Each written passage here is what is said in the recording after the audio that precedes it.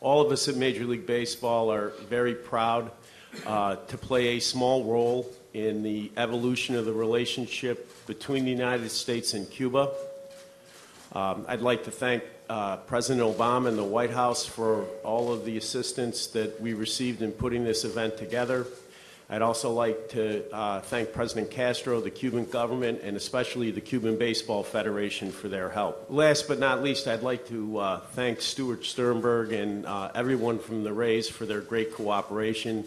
As some of you know, we picked the Rays by lottery, and I think Major League Baseball actually won the lottery in this case. They've been a great club to work with.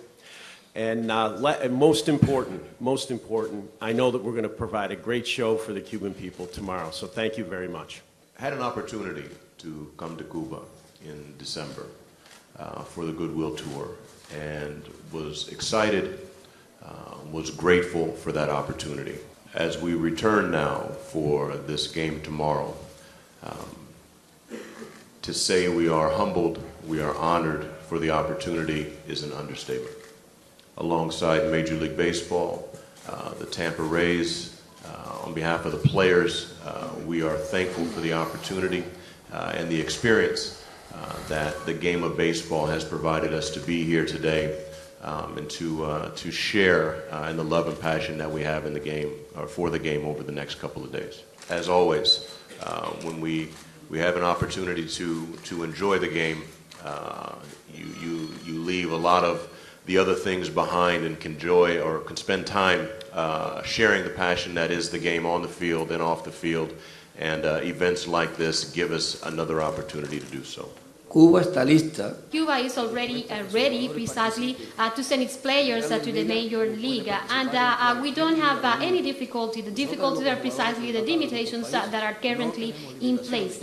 Cuba just wants its players to participate in the Major League with the same rights, with the same conditions as in other countries. We currently have players who are participated in leagues in other countries with no restriction, and that's actually what we would like in the case of a major leagues, that our players are able to represent our country, our federation, without any conditions, without any difficulty, and just having the same rights. What we don't want is that our players suffer what they're actually suffering today in order to be able to get to the major leagues.